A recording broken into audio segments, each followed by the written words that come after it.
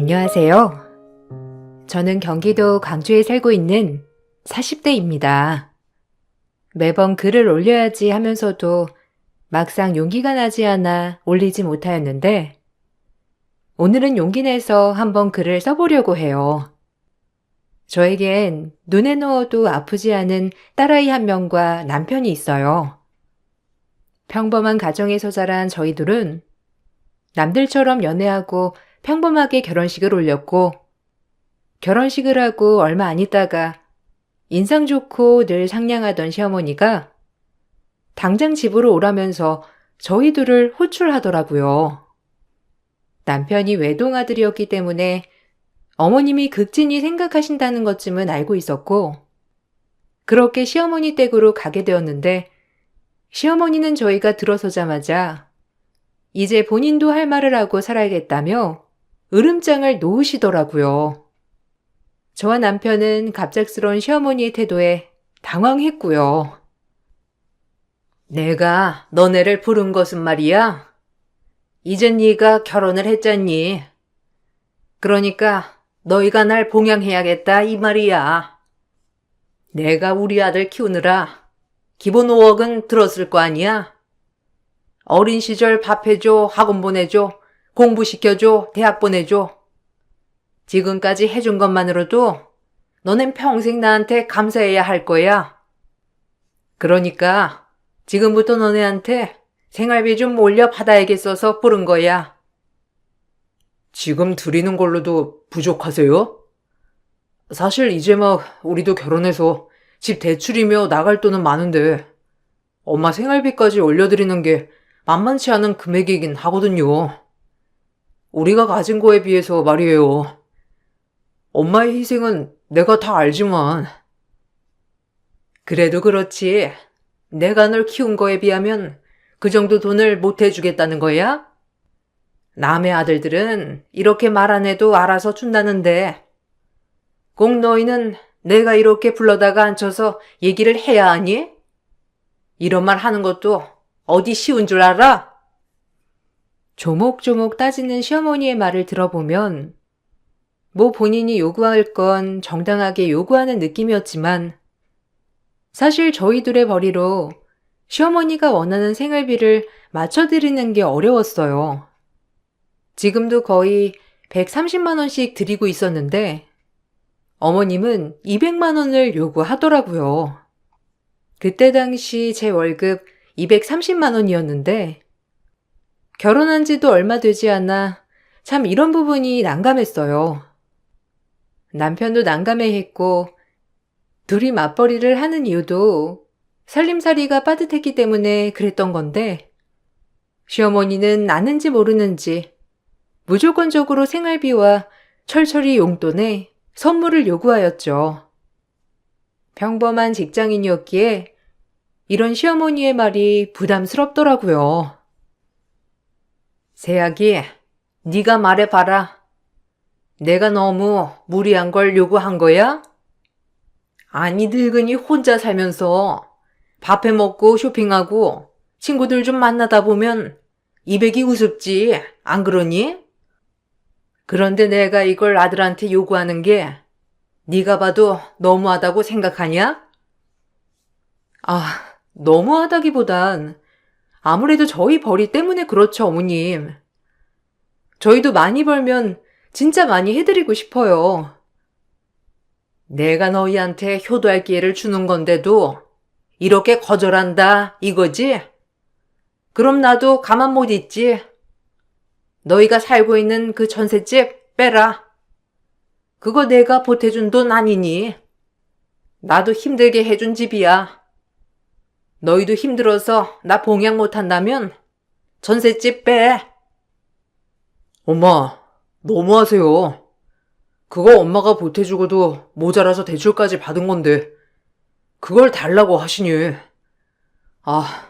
뭐 해주신 건 감사하지만 이런 요구로 해주신 거라면 저도 좀 난감하네요. 엄마가 절 위해 희생한 거 내가 모르는 것도 아니지만. 어머님은 결혼할 때 해주신 전셋집을 빼라고 하시더라고요. 남편과 전 순간 할 말이 없어졌고 결국 어머님 뜻대로 월 200을 맞춰드리기로 했어요. 살림살이가 많이 빠듯했고 누굴 위해 일하는 건가 라는 생각이 들었지만 그래 아들 하나 저렇게 번듯하게 키워서 어머님도 누리고 살고 싶으시겠지라고 애써 생각했습니다. 남편도 이때까지는 어머님의 요구가 무리하다고 생각하기보단 본인을 이렇게 키워주셨으니 응당 우리가 이 정도 해드리는 건 당연하다고 생각했고요. 그리고 저한테 굉장히 미안해하는 남편을 보면서 그냥 마음만으로 이렇게 나를 생각해주니 되었다는 마음을 가지게 되었어요. 미안해. 너한테까지 짐을 지게 하네, 내가. 저가댁도 신경 써야 하는데 너무 우리 엄마만 신경 쓰는 것 같아. 미안해. 우리 부모님은 뭐 아직 은퇴도 안 하셨고 두 분이 돈 벌고 계시는데 뭐. 그냥 기념일이나 때 돼서 잘 챙겨드리자. 당신이 그런 마음 잊지 않고 있으면 돼. 나중에 엄마 아빠 은퇴하면 우리가 지금 어머님한테 하는 것처럼 잘해드리면 되지 뭐. 당연하지. 너희 부모님들은 내 부모님이나 마찬가지인데 내가 잘해야지. 어쨌든 우리 엄마도 막상 내가 장가가고 그러니까 허전해서 그러시는 걸 거야. 혼자 집에 계시니까 자꾸 나가게 되고 그러면 돈도 쓰게 되니까 이해해줘서 고마워. 그래도 남편은 저희 부모님까지 챙겼고 비록 말뿐이었지만 저런 마음을 잊지 않고 있다면 언젠가 저희 부모님한테도 참 잘할 거라 생각하고 믿어 의심치 않았죠. 하지만 시어머니는 생활비 200만 원만으론 끝나지 않았는데 매번 주말마다 외식을 하자고 하셨고 곧 그 외식 비용은 저희가 모두 부담해야 했습니다. 그리고 같이 다니는 친구분들이 어떤 분들인지 모르겠지만 쇼핑도 거의 매일 하셨고 나중에 어머님 생신이 겹쳐 있을 땐 생활비 200에 더불어 생신 선물까지 말씀하셨죠. 이번 주말 뭐하니? 나 샥스핀 먹고 싶은데 너네 집으로 건너와서 좀 같이 먹으러 가자. 내가 평일에 우리 친구들이랑 먹으러 갔는데 아주 맛있더라. 그게 자꾸 아른아른거리지 뭐야. 주말에 너희 다 쉬지? 샥스핀 먹으러 갈 준비하고 와. 주말에 스케줄이 없긴 한데 네, 뭐 알겠어요. 그럼 12시까지 어머니 모시러 갈게요. 집 앞으로 나와 계시면 될 것 같아요. 그렇게 약속을 하고 샥스핀을 먹으러 간 날 어머님은 아무렇지 않게 계산 빌지를 남편에게 내밀더라고요. 사실 좀 얄미웠고 뻔히 벌이가 어떤 줄 알면서 이렇게 고급 레스토랑에 데려와 아무렇지 않게 런치가 인당 13만 원이나 하는 걸 계산하라고 하는 게 부담이 되었어요. 아등바등 살면서 허리띠 졸라 맸는 저에게 정말 한 끼에 인당 13만 원이라는 가격은 좀 충격이더라고요. 사실 어머님이 먹으러 가자기에 저희 밥을 사주시려나 보다라는 마음도 살짝 있긴 있었는데 그렇게 계산을 하고 나오니 좀 기분이 안 좋았어요. 어머님의 발끝을 따라다니며 맞춰주는 것은 진짜 힘들었는데 뱁새가 항새 따라가다 다리가 찢어진다고 하듯 정말 다리가 찢어지게 겨우겨우 어머님 비위를 맞춰 드렸거든요. 늘 생활비 펑크를 메꾸는 날도 허다했고 정말 이건 아니지 싶었어요. 새아기는 오늘 무슨 일 있냐? 밥 잘 먹어놓고 표정이 안 좋다 너. 뚱해가지고. 내가 여기 친구들이랑 먹고 너희 데리고 오고 싶어서 특별히 데리고 온 건데 내 성의는 무시하고 그런 표정 짓는 거 뭐니? 아, 그리고 얼마 뒤에 내 생일인 거 알지? 내 친구 이번에 아들내한테 샤넬 가방 받았더라. 나도 그런 가방 하나 갖고 싶더라. 우리 아들 엄마한테 해줄 수 있지요? 어머님, 진짜 너무하신 거 아니에요? 저 230만 원 벌어요. 이 월급도 뻔하고요. 근데 어머님 생활비에 그나마 어머님이 보태주신 전세 대출값에 저희 생활비 그리고 각자 보험료까지 진짜 얼마나 빠듯한 줄 아세요? 뭐 한두 번 이렇게 고급 음식 대접할 수 있죠. 저 한 끼 13만 원짜리 먹으려면 정말 눈앞이 벌벌 떨려요, 어머님. 아무리 요새 사람들이 즐기고 산다지만 한 끼에 인당 13만 원 생각할 수도 없는 돈이라고요, 저희한테. 그런데 그 돈까지 다 내라고 하시고 이젠 가방까지 사달라고 하시는 게 너무하신 거 아니에요? 저 정말 어머님 이해가 안 돼서 그래요. 제 말이 틀렸어요? 어머, 기가 막혀. 말이 안 나온다. 내가 얘 키우면서 얼마나 갖은 노력을 했는데 네가 그런 말을 해? 내 아들이 가만히 있는데 네가 왜 감나라 배나라야? 그리고 내가 얘 키우는 데만 5억이 넘게 들었다. 근데 이제 와서 본전도 못 뽑아? 그렇게 불만이면 전세 보태준 금액까지 싹 다 내놔. 남들은 말을 안 해도 알아서 척척 해준다는데 이거야 원. 시어머니는 오히려 화를 내셨고 전셋값을 다시 내놓으라고 하시며 또다시 남들과 비교하기 시작했어요. 남편은 저와 시어머니가 언성을 높이고 있는데도 답답하다는 듯이 아무 말도 못했고 그저 저만 나쁜 며느리가 된 것 같았어요. 어머님이 과하시니까 그렇죠. 저희 엄마 아빠도 저 힘들게 키우셨는데 지금 아무것도 못 해드리고 있어요. 부모님한테 잘하고 싶은 마음 다 똑같은 거 아닐까요? 그러니까 어머님이 저희 형편 조금만 배려해 주세요. 그러면 저희가 형편껏 알아서 어머님께 잘해드리죠. 배려는 무슨? 이 정도도 못 뽑아먹으면 내가 자식을 왜 키웠어? 당연히 해야 할 일인데 배려라니. 참나 너도 웃기는구나. 괜히 우리 아들 조정하려고 하지 말고 이것도 싫고 저것도 싫으면 네가 나가면 될 거 아니냐? 나랑 우리 아들이랑 살면 되고. 어머님 말이 진짜 기가 막히면서 어떻게 저런 말씀을 아무렇지 않게 하는지 집에 오는 내내 어머님 말이 귓가에 맴돌아 미치겠더라고요. 이혼하라는 말인가 싶기도 하면서 진짜 화가 났고 아무 말도 안 하는 남편에게도 뒤이어 화가 났어요. 나만 아등바등 사는 느낌에 매번 생활비에 허덕이는 것 같아 내가 이러려고 결혼했나라는 생각까지 들면서 화가 나더군요. 자기는 왜 거기서 꿀먹은 벙어리처럼 가만히 있는 거야? 내 말이 틀렸어? 자기도 힘들잖아. 내가 얼마나 우리 생활비 때문에 허리띠 졸라 매는 줄 알아? 자기가 가만히 있으면 내가 뭐가 돼? 어머님 하신 말씀 들었지? 나보고 나가래잖아. 거기서도 가만히 있고. 나도 화나서 그래. 너한테 미안하기도 하고. 근데 엄마 고생한 건 사실이고. 거기서 내가 누구 편을 들겠어. 내가 가만히 있는 게 오히려 좋은 거야. 나도 엄마가 너무한 거 알지. 나도 모르겠다. 점점 더 왜 그러시는지.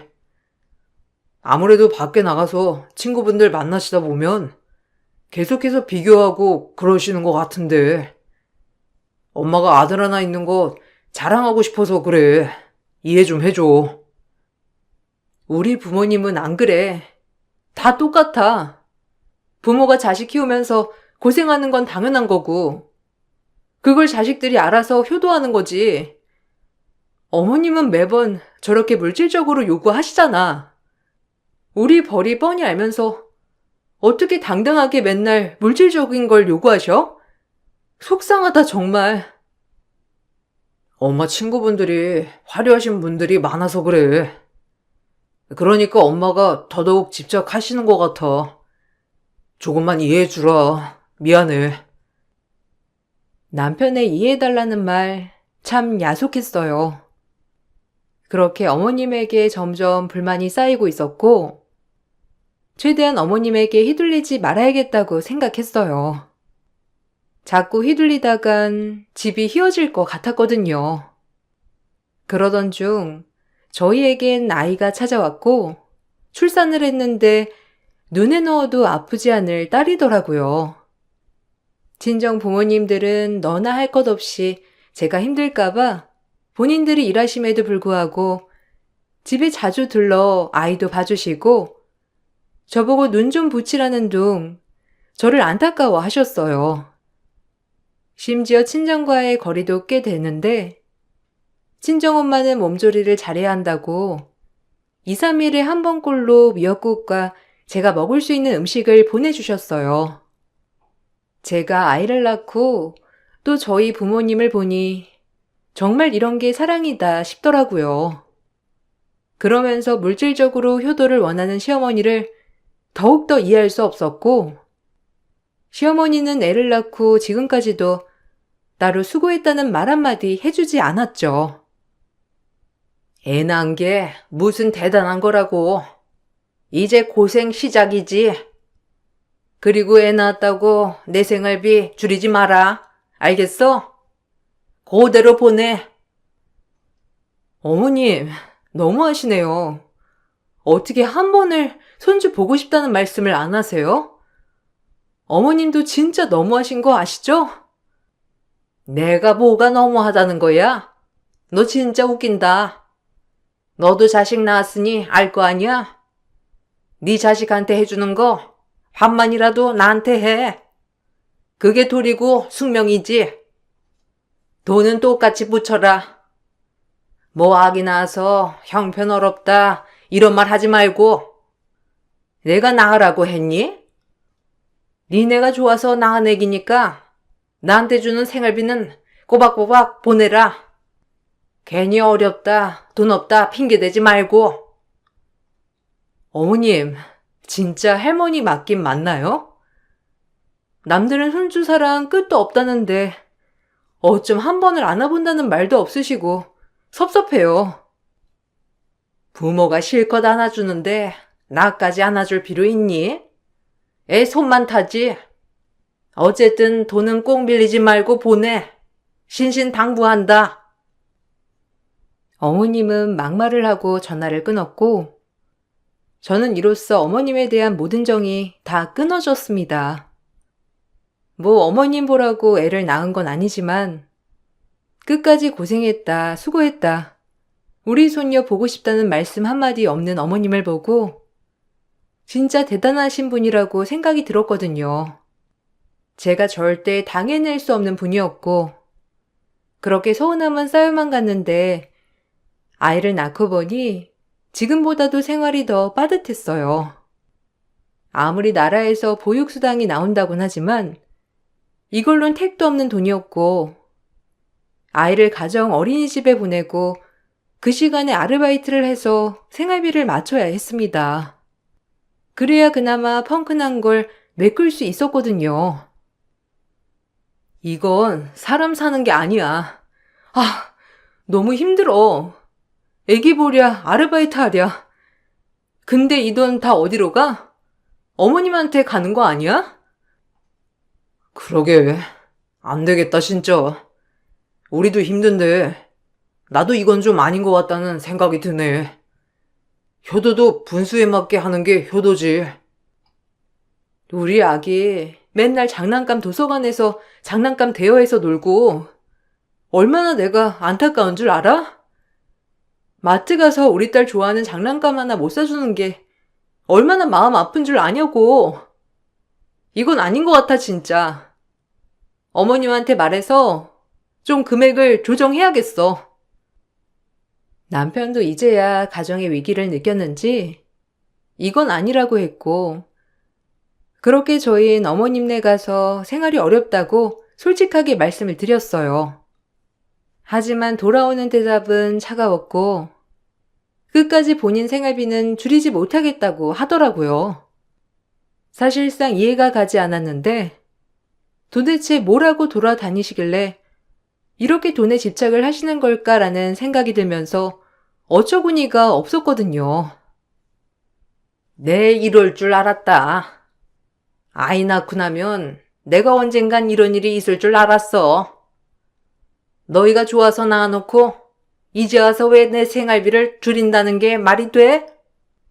내가 애초에 이럴까봐 신신당부를 한 건데 자식 하나 있는 거 뼈 빠지게 키워놨더니 이제 와서 생활비를 줄여야 한다니.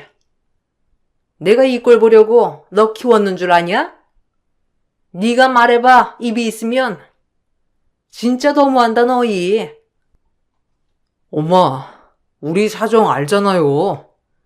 엄마도 나 키울 때 어려워 봤었고 그냥 우리 사정 좀 봐주면 안 될까? 생활비 좀만 줄일게요. 엄마를 소홀히 여기는 게 아니라 진짜 형편 때문에 그래. 그러니까 엄마가 너그럽게 이해 좀 해주세요. 부탁할게. 그런 말 하려거든 너희 집으로 돌아가. 분명 말했다. 엄마는 한치도 양보 못한다고.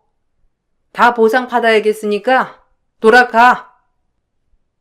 시어머니는 저에게 그대로 집에 가라고 한 뒤 본인 방으로 들어갔고 말이 통하지가 않았어요. 남편이 이렇게 사정을 하는데도 들어주시지 않는 어머님을 보고 남편도 많은 생각에 빠진 것 같았고 저희가 힘들다고 했음에도 불구하고 그 뒤 시어머니는 뭐에 또 홀렸는지 본인 차를 사달라고 하더라고요. 진짜 기가 막혀 말이 안 나왔는데 이 상황에 차라니요. 나다. 내가 받은 차량이 있는데 이 나이에 이제 제네시스 신형 정도는 끌어줘야 하지 않겠니? 매번 똥차 타고 다니고 친구들 사이에서 내가 꼴이 말이 아니에요. 맨날 친구들이 집에 데려다 주는 것도 미안하고 어차피 이거 할부로 하면 괜찮잖아. 나도 아들한테 차 한 대 받아보자. 지금 타는 내 차 팔면서 계약금하고 한 60개월 할부하면 어떨까 하는데. 어머님, 감당하실 수 있으면 바꾸세요. 저흰 차 못 바꿔드려요. 지금 생활비도 없는 판에 어머님 차 바꿔드리게 생겼어요? 뭐라고? 내 돈으로? 내가 돈이 어딨냐? 너네한테 타서 쓰는 건데. 아주 말 웃기게 하네 이것들이. 그래서 못 바꿔준다고? 네, 절대 못 바꿔드려요. 저희 아이 봐주시는 친정엄마한테도 용돈 한 번 제대로 못 드렸는데 저희가 왜 어머님한테 생활비까지 들여가면서 차를 바꿔드려야 하죠? 그렇게는 못하겠네요. 어머님 돈으로 바꾸실 수 있음 바꾸시던지 알아서 하세요. 끊을게요. 독한 마음을 먹고 이렇게 전화를 끊자 시어머니는 노발대발 난리가 났고 제가 이렇게 완강하게 거절을 하자 남편을 닥달하기 시작했어요. 하지만 남편도 어처구니 없어 하긴 마찬가지였는데 아무리 착하고 시어머니한테 휘둘리는 남편이었지만 이번 일은 남편도 정말 어이없어 했어요. 남편도 시어머니에게 딱 부러지게 거절을 했는데도 시어머니는 끝이 없었죠. 형편 아시잖아요. 지금 있는 차도 멀쩡하고 잘 굴러가는데 그리고 엄마 형편에 그 정도 차면 좋은 거죠. 무슨 제네시스를 탄다고 해요? 뭐? 지금 내 주제에 제네시스 타령한다고 너나 우습게 보는 거냐? 내 주제가 뭐가 어떤데? 내가 널 어떻게 키웠는데? 이 정도도 못 받아? 아니 60개월 할부도 된다구만. 왜 못 해준다는 거야? 그놈의 돈 없다 돈 없다. 내가 친구들 만나면 체면이 안 서 아주. 엄마 친구들 아들들은 돈 다 잘 버나 보죠. 전 제가 못나서 돈을 못 버니까 이것밖에 못 해드리는 거라고요. 엄마 진짜 너무하네요. 그것이랑 살더니 아주 너도 그것이랑 비슷해지는구나. 안 된다, 돈 없다, 아주 달고 살아. 그러니까 더 돈이 안 붙는 거야. 내가 널 어떻게 키웠니? 줄줄이 읊어봐. 그래야 네가 차를 뽑아줄래? 내가 아들한테 이런 것도 못 요구하냐? 엄마 진짜 그만해요. 제가 그저 돈으로만 보이죠? 정말 지친다고요. 그러니까 엄마 제발 좀 눈 좀 낮추세요. 네? 어이가 없다 정말. 내가 고생한 거 네가 지금 나한테 돈 대주는 거에 비할 것 같아? 네가 감히 나를 훈계해? 남편이 아무리 거절을 해도 시어머니의 제네시스 타령은 멈출 줄 몰랐고 밤낮으로 전화하며 괴롭혔어요. 아주 끈질기게 괴롭히는데 진절머리가 나더라고요. 어떻게 저렇게 본인이 가지고 싶은 걸 상황 따지지 않고 무작정 가지려고만 하는지 어린아이 같은 느낌도 들었습니다. 하도 전화로 시달리게 되니 귀에서 피가 날 지경이었고 그래서 결국 전 남편과의 긴 상의 끝에 특단의 조치를 내렸습니다. 한 달 정도가 지나도 제네시스 타령을 하는 시어머니에게 남편은 덥석 차를 뽑아 주었어요. 아유, 이러니까 너무 좋다. 진작 사줬으면 얼마나 좋으니? 괜히 너네랑 얼굴만 붉혔지, 안 그래? 나한테 어울리지 않니? 나처럼 고급진 사람한테는 이런 차가 어울려. 내 친구들 불러 드라이브나 해야겠다. 어쨌든 고맙다, 우리 아들. 이렇게 엄마 말 들으니까 얼마나 좋아? 너넨 내 말을 들어야 떡이 나온다니까. 부모한테 잘하는 자식이 최고야. 다 필요 없어. 너 키우면서 내가 얼마나 고생을 많이 했는데 이 정도는 받을 정도는 충분히 되잖아. 그렇지 않니? 고맙다 아무튼. 시어머니는 차를 받는 날 아주 입이 찢어지더라고요. 저는 진짜 마음속으로 부글부글 끓었지만 애써 참았고 남편 또한 어머님을 보고 단 한 번도 웃지 않았어요. 그리고 저흰 서서히 어머님과 연락을 단절해 나가기 시작했는데 사실 저희는 어머님에게 마지막으로 노래 부르던 제네시스를 뽑아드리고 완전 손절을 하려고 마음을 먹었죠. 남편도 자신을 돈주머니로 보던 본인의 엄마가 지긋지긋하다고 했고 남편에게 더욱더 놀라운 이야기를 듣게 되었습니다. 사실 시어머니는 남편을 키워준 생모가 아니라고 했어요. 어린 시절 부모님을 교통사고로 여의고 시아버님의 누나, 즉 고모님이 남편을 거둬주신 거죠. 그러면서 그 고모님에게 남편은 그래도 키워준 은혜에 대한 보답으로 여태껏 그렇게 해왔던 거였다는데 이 말을 들으니 멍하더라고요. 어렸을 때부터 고모의 눈치를 보면서 자랐다고 했고 버림받지 않기 위해 더 노력했다고 했어요. 왜 진작 말하지 않았냐고 하니 엄마라고 부르는 순간부터 본인에게 고모가 아닌 엄마였기 때문에 굳이 말을 하지 않았다고 했어요. 하지만 주변 부모님을 보니 본인의 어머니와 많이 비교되는 모습을 보며 굉장히 힘이 빠지고 속상했다고 했죠. 나를 걷어준 고모지만 진짜 너무하지? 그래도 진짜 엄마처럼 믿고 의지했는데 이렇게 철저하게 모든 걸 받아내려고 할지 진짜 몰랐어. 내가 그동안 너무 끌려다녔던 것 같아. 미안하다. 진작 너한테 얘기하고 상의를 했어야 했는데 정말 미안해. 왜 이런 얘기를 지금 했어? 아, 나 진짜 어이가 없다. 그럼 고모님이신 거야? 아니 키워주신 건 감사하지만 어떻게 이런 식으로 우릴 매번 괴롭힐 수가 있어?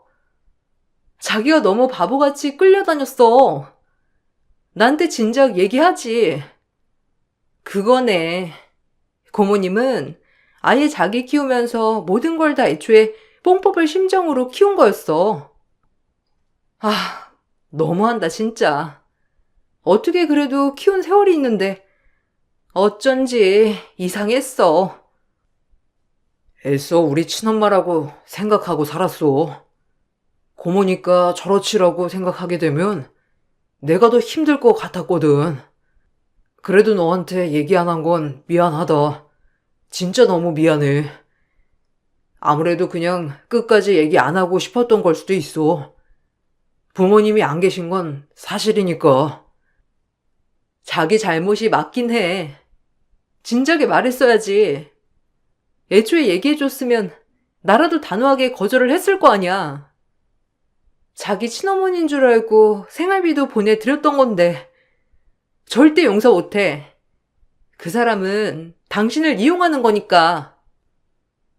남편은 제 말을 듣고 많이 울었고 그동안 어떻게 살아왔는지 정말 너무나도 잘 알겠더라고요. 이 얘기를 듣자 너무 화가 났고 저흰 그렇게 시어머니의 연락을 철저히 피했습니다. 그렇게 철저히 연락을 외면한 결과 정확히 2개월 뒤 생활비가 2개월 동안 안 들어온 시모가 아들 집을 안 찾아올 리 만무했죠. 주변 아주머니들과 친하게 지냈기 때문에 저에게 아주머니들이 얘기해 줬는데 시어머니가 아주 환한 얼굴로 찾아왔다고 말이에요.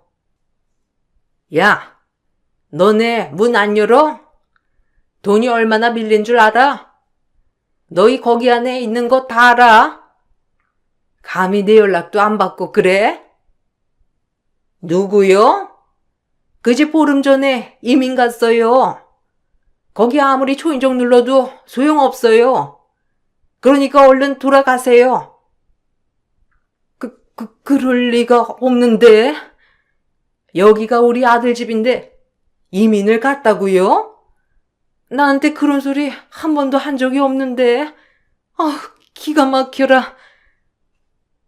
네, 사실 저희는 그 집을 다 뺐어요. 그동안 들인 생활비와 철저히 선불이며 따로 용돈에 그만큼 했으면 전세금은 안 돌려줘도 된다고 생각했어요. 그리고 어머님 차량은 아마 계속 어머님 통장에서 할부로 빠져나가게 하고 있었죠. 처음 살 때 비용만 저희가 지불하고 나머지 60개월 할부를 어머님 통장으로 빠져나가게 했답니다. 사실 마음 같아선 생활비 회수 소송도 하고 싶었지만 알아본 결과 꺼준 게 아니라면 사실상 돌려받긴 힘들다고 하더라고요. 그래서 저희는 어머님이 해주신 전세금을 돌려드리지 않았던 것이고 이 지겹도록 끈질긴 인연을 끝내버리려고 잠적한 척 했던 거였고요. 남편도 이렇게까지 어머님이 본인에게 돈만 요구하니 도저히 관계를 이어나가지 못하겠다며 그렇게 저희의 인연은 끊어졌어요. 하지만 어머님은 끈질기게 저희를 찾아내려고 하셨고 결국 저희 부모님에게까지 찾아와 저희를 찾았죠. 저희 부모님도 기센 시어머니를 당하지 못한 건 사실이었는데 저희 집 주소를 알려주지 않자 들어놓으며 나가지 않겠다고 했거든요. 사돈 양반들 너무하신 거 아닙니까? 어떻게 애들을 빼돌려요? 참나. 내가 자식한테 이런 취급 받아야겠어요? 당장 애들 사는 곳 어딘지 안 되면 나 이 집에서 못 나갑니다. 알겠어요? 이것들이 감히 나랑 인연을 끊으려고 해? 어떻게 그래요? 아유, 사돈. 오죽하면 그 착한 애들이 그랬겠어요. 저도 말 못 해드려요. 그러니까 일단 돌아가 계시면 제가 전해드릴게요. 뭐야? 당신이 빼돌렸지? 우리 착한 아들 구슬려서 당신이 우리 아들 빼돌린 거 아니야. 그게 아니고서야 우리 아들이 나한테 이럴 리가 없잖아. 네 가지를 어떻게 키웠는데? 얼른 집 주소 대. 이미는 무슨? 내가 지낼 못 찾아낼 줄 알고? 나 주소 부를 때까지 못 가요. 여기 들어놓으면 그만이야. 당장 주소 대요. 걔네가 이민을 가? 참나, 누구를 속여? 시어머니의 성화에 친정엄마는 결국 경찰까지 동원해 시어머니를 내쫓았고, 그 뒤로 시어머니는 저희 엄마까지 미행해 저희 집 주소를 알아내어 득달같이 찾아왔어요. 그리고 뻔뻔하게 현관문을 부수려고 신용을 하며 문을 열어젖혔고, 시어머니는 절 보자마자 뺨을 날리셨습니다. 전 그대로 내동댕이 쳐졌는데, 이 모습을 본 남편은 본인을 키워준 엄마지만 강경하게 내쫓더라고요. 네가 조종했니? 아예 나랑 영 끊고 살자고 네가 조종했어? 뭐 한마디 할 때마다 내가 알아봤다. 아주 나한테 쓰는 돈 아까워하더니 드디어 천륜을 끊으려고 네가 작정을 해? 내가 널 가만히 둘 줄 알아? 우리 아들 빼돌린 죄 가만 안 둬. 이게 지금 뭐 하는 짓이에요? 어머님이 여태까지 했던 행동들을 좀 되돌아 보시라고요. 이렇게 소리를 지를 게 아니라. 당장 그 면상 못 치워요? 나 눈 돌면 진짜 당신 어떻게 할지도 몰라. 당신이란 여자 이제 지긋지긋해. 자식을 돈줄로만 보는. 우리 계산 끝나지 않았나? 그동안 내가 준 생활비며 고가의 선물들 철저히 용돈에 다 그 전세금으로 퉁치자고. 나한테 해준 거 없잖아, 당신도. 나도 이 전세금 못 줘. 전세금 안 내나? 이게 어디서 내 돈을 꿀꺽 하려고 해? 그리고 차값은 왜 내 통장에서 빠져나가는 거야? 생색내는 거 지겨워. 꼴랑 전세 1억 해주고 매일같이 그 돈으로 돈 타령하는 거 이제 지긋지긋하다고. 이제 당신 비 못 맞춰주니까 다시 나타나지 마요. 당신이 자초한 일이니까 다신 이 집에 얼씬도 마. 그래, 우리 부모님 대신에 나 키워준 건 고마워요. 근데 나도 그동안 많이 하지 않았나? 이제 볼 일 없었으면 하니 그 면상 치우라고. 머리 검은 짐승 거두지 말랬더니 아주 옛말이 딱이구나. 너 내가 어떻게 거뒀는데 네가 나한테 그런 소리를 해? 지부모 그리 대고 내가 거둬줬는데 어떻게 이럴 수 있어? 넌 나한테 은혜를 아직 갚아도 모자라다고 알아? 니까짓 게 감히? 나가 당장. 고모고 엄마고 이제 지겨워 정말. 다신 내 눈앞에 얼씬도 하지 마. 이제 우리 가족 아니니까 나가라고. 아줌마, 당장 나가요. 어디 와서 행패야. 당신 고소 당하고 싶어? 이제 우리 완전 끝이니까 절대 찾아오지 마. 이 말을 끝으로 남편은 시어머니가 받아치기도 전에 집에서 내쫓았어요. 그리고 경찰에 저에게 손찌검한 죄로 시어머니를 고소했고 접근금지 신청까지 걸으니 시어머니는 이러지도 저러지도 못하고 그저 저희 곁만 맴돌 뿐이었어요. 전세금을 받아내려고 이리저리 어머님도 알아보셨지만 사실상 어머님도 저희와 마찬가지로 돈을 그냥 주신 것이기 때문에 회수해올 방법은 없었어요. 전 아예 모른 척했고 남편이 우유부단한 면도 있지만 한번 마음을 먹으면 대쪽 같은 성질이 있기 때문에 사실상 시어머니와는 이렇게 손절하게 되었어요. 시어머니는 결국 그렇게 혼자가 되었고 동네 아주머니들에게 듣기로는 본인이 차값을 감당 못해 차를 팔고 아르바이트를 하고 있다고 했어요. 그리고 아주머니들을 만날 때마다 푸념을 한다곤 하는데 그 동네 아주머니들은 어머님의 성질과 그동안 저희에게 했던 모든 것들을 다 알고 있기 때문에 오히려 저에게 얘기를 전해주며 아주 잘 됐다고 얘기를 해주곤 했어요. 저 역시도 손녀 한 번 안아주지 않고 돈밖에 모르던 시어머니가 용서되지 않지만 이 부분에 있어선 이해가 가네요. 본인의 친손녀가 아니니까요. 오히려 시어머니에게 들어가던 막대한 생활비가 들어가지 않으니 지금은 새 식구 그렇게 욕심부리지 않으면 남들처럼 살 수 있는 정도까진 되었는데 이제 행복하다고 생각이 듭니다. 결혼할 때부터 지금까지 매번 돈 타령한 시어머니에게 당하고만 살다가 이제야 숨이 트이는 것만 같고 오히려 부부 사이는 더 좋아졌어요. 이제 재미나게 아이와 함께하는 생활에 더 기대가 되며 마음이 완전히 홀가분하진 않지만 이젠 저희 세 식구만 생각하고 살기로 했답니다. 제 글 읽어주셔서 너무 감사드려요. 사실 제가 겪은 일이지만 한 번도 누구에게 해본 적은 없는 이야기였는데 그래도 여기다 이렇게 글을 쓰니 묵은제증이 내려가는 것 같아요. 제 글을 끝까지 들어주셔서 감사드리고 행복한 하루 보내세요. 안녕하세요. 저는 안양에 살고 있는 30대 후반 여자입니다. 그동안 남편과 살면서 여러 가지로 상처를 받았던 적이 많았었는데 그래도 최대한 좋게 넘어갔었어요. 남편의 행동에 대해서 몇 번이나 지적을 했지만 항상 말만 고치겠다고 했지 실질적으로 달라진 건 하나도 없었습니다.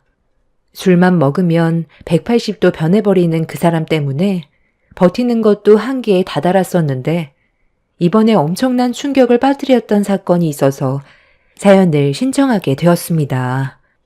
남편과의 결혼 생활하는 동안 제가 제일 상처를 많이 받았던 건 다른 사람들 앞에서 저를 무시하는 행동들이었어요.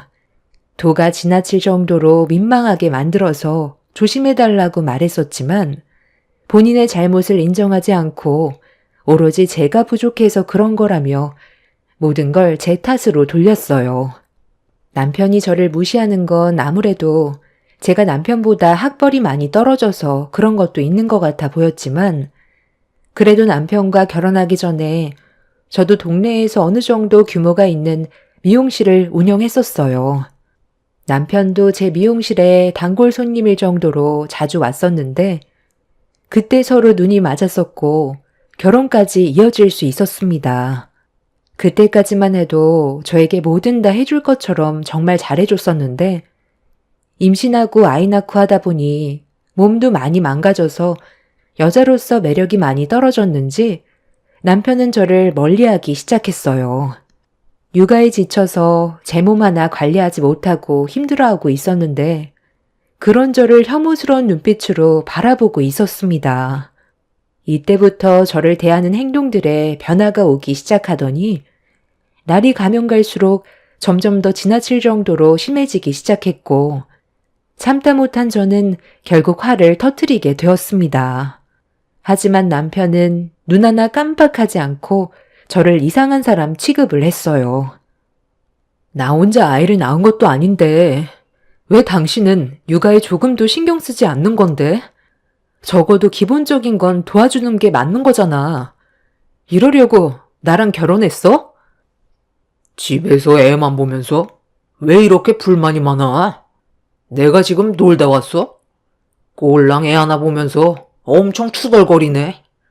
남들이 보면 당신 혼자 애 넷은 보는 줄 알겠다. 나 지금 술 약속 있는데 많이 늦었거든? 너랑 쓸데없는 말 할 시간 없어. 남들은 애 보면서 몸매 관리도 하고 일도 열심히 한다는데 너는 도대체 할 줄 아는 게 뭐야? 먹기만 하지 아예 치울 생각은 안 하는 거지? 이러니까 살이 빠지겠어? 머리는 언제 감았냐? 내가 여자랑 사는 건지 거지랑 사는 건지 모르겠다. 이게 돼지우리지 사람 사는 집이야? 결혼 전에는 몰랐는데 정말 게으른 여자였네. 이럴 줄 알았으면 절대 결혼 생각하지 않았지. 다시 과거로 돌아간다면 너 쳐다도 안 봤다. 방금 그 말 진심이야? 내가 따라다닌 것도 아니고 당신이 날 따라다닌 거잖아. 누군 이렇게 살고 싶은 줄 알아? 머리도 감지 못할 정도로 나한테는 시간이 없다고. 미용실 관리조차 버거워서 부원장님한테 전적으로 맡기고 있고, 당신은 맨날 술 퍼먹고 집에 늦게 들어오는데 내가 씻을 수 있는 시간이 어디 있어. 잠깐 화장실만 가도 애가 깰까봐 불안해서 가지도 못하고 있다고. 그리고 약속 없다고 집에서 저녁 먹는다고 그래서 애 보면서 힘들게 음식 만들었는데 갑자기 술 약속 생겼다고 매일같이 약속을 깨니까 만들어 놓은 음식들이 냉장고에만 박혀 있어서 음식들 아까워서 한꺼번에 처리하다 보니 양이 많아지게 된 거고, 버리기 아까워서 억지로 먹다가 이렇게 살이 찐 거잖아. 나 혼자 애 보는 게 쉬운 줄 알아? 당신이 애를 본 적이 없으니까 그런 말이 나오는 거야. 정말 하루하루 사는 게 지쳐서 포기하고 싶을 때가 한두 번이 아니라고. 그럼 포기하던지. 나는 뭐 너랑 살고 싶어서 사는 줄 아냐? 나 들어오기 전까지 집 깨끗하게 청소해놓고 해장국이나 준비해놔. 내일 아침이나 돼야 들어올 거야. 남편의 행동을 보면 그냥 저를 집안의 가정부로 들이기 위해서 결혼한 걸로밖엔 안 보였어요. 다른 지인분들한테 물어보면 임신해서 출산까지 하면 남편들이 많이 도와준다고 했는데, 저는 반대로 임신을 하면서부터 남편이 저를 대하는 행동들이 바뀌어가고 있었습니다. 자기가 귀찮다고 생각하는 건 손가락 하나 까딱하지 않았어요. 그러다 보니 남편은 육아와 집안일에 전혀 신경을 쓰지 않았습니다. 마음 같아서는 당장이라도 때려치우고 싶었지만 눈앞에 보이는 아이가 제 발목을 잡았습니다. 그리고 저 혼자 모든 걸 감당하고 싶지 않았어요. 남편에게도 책임이 있기 때문에 이혼을 한다는 건 저만 힘들어지는 일이라 남편 혼자 편하게 사는 걸 보고 싶지 않았습니다. 그렇게 결혼 이후 안 좋은 관계가 지속이 되면서 서로의 감정이 점점 악화되어 가자 결국 제 불만이 시댁에 갔을 때 터져 나왔어요.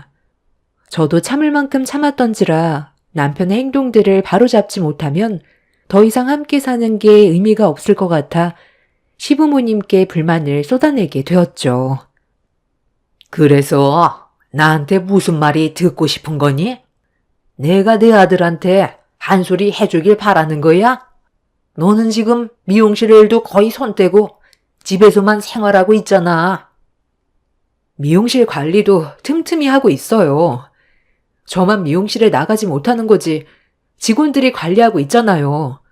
아이가 어느 정도 클 때까지는 직원들 위주로 미용실이 돌아가겠지만 그래도 원장인 제가 관리를 해야 되는 건 맞는 건데 이 사람은 주말에도 저에게 조금의 시간조차 주지 않고 혼자 개인적인 시간만 보냈는데 제가 얼마나 서운한 줄 아세요? 그렇다고 어머님이 도와주시는 것도 아니잖아요. 저희 부모님이 제주도에 살고 계셔서 서울로 오는 게 쉽지 않으신데 이럴 때 이 사람이 옆에서 도와준다면 이런 말 나오지도 않죠. 이 아이가 저 혼자 낳은 것도 아닌데 왜 저 혼자 책임을 져야 하는 건지 모르겠어요. 이럴 바엔 차라리 이혼하는 게 속 편하겠네요. 이혼? 이혼이 무슨 애들 장난이니? 어차피 미용실은 직원들이 알아서 하면 전화 통화로 해결할 수 있는 거잖아. 현재의 상황에 맞게 처리하면 되는 건데 바쁜 내 아들한테 꼭 그렇게 도와달라고 해야 되겠니? 의사 남편 얻었으면 이 정도 감수하는 건 당연한 거지. 애 하나 보는 게 큰일도 아닌데 상황을 이렇게까지 안 좋게 만들어야 되겠어? 내가 널 왜 며느리로 받아줬는지 잊은 건 아니지? 학벌은 고졸밖에 안 되지만 미용실 운영하면서 벌어들이는 수익이 의사인 내 아들과 비슷해서 젊은 나이에 능력은 좋은 것 같아 너를 받아주기로 결정했던 거였는데 맨날 불만만 털어놓고 매사에 긍정적인 면은 하나도 없으니 욕을 먹는 거지. 아, 말도 마요. 집에 들어오자마자 살얼음판 걷는 것 같다니까요. 제가 밖에서 놀다 오는 것도 아니고 하루 종일 환자한테 치여서 힘들다 보니까 동료 직원들과 술 한잔 하는 건데 그걸 이해 못 해주면 앞으로 어떻게 살겠어요? 어떻게 보면 남보다 못하다니까요. 나도 이런 결혼 생활을 꿈꿔왔던 게 아니라니까. 내가 언제 당신 일에 대해 문제 삼은 적 있었어? 함께 사는 공간이면 당신도 신경을 써달라는 건데 당신이 집에 와서 하는 일이 뭔데?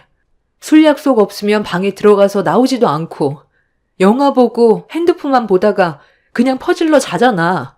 울고불채는 당신 아들 한 번이라도 안아줘 봤어? 어떻게 된 게 아빠라는 사람이 태어날 때 한 번 안아보고 지금까지 손 한 번 안 대볼 수가 있어? 남의 아이 아니야. 당신 아들이라고. 적어도 손 한 번 정도는 만져볼 수 있는 거 아니야? 시댁에서 하소연을 하면 시댁 식구들 중 한 명은 제 편이 되어줄 거라 생각했는데 단 한 사람도 제 편을 되어주지 않았어요. 발은 안으로 굽는다고 시댁 식구들 모두 남편의 편을 들어주었죠. 아무리 제가 힘들다고 얘기해도 의사인 남편이 훨씬 더 힘들다며 애 보는 건 아무것도 아니라면서 저에게 상처되는 말만 쏟아내었네요.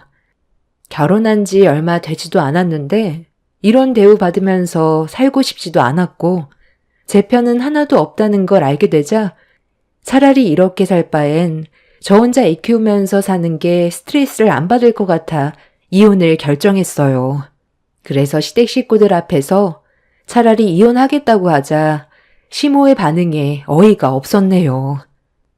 정 이혼하고 싶으면 애는 놓고 가라.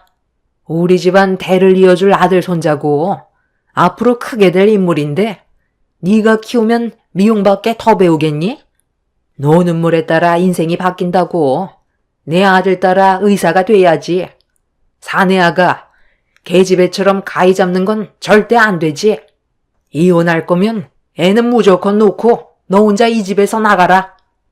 내 배 아파서 낳은 아이인데 어머님이 데려가라 마라 할 자격은 없는 거죠. 이 사람이 아빠 역할도 제대로 하지 못하는데 의사가 될 수나 있겠어요? 당신 말고도 내 아들 키워줄 사람은 많아. 차라리 돈 주고 보모 드리는 게 훨씬 스트레스 안 받고 살 수 있겠다. 그렇게 이혼 원하면 당장 해줄게. 제 편이 하나도 없다 보니 남편은 저에게 더 크게 목소리를 높이면서 화를 냈어요.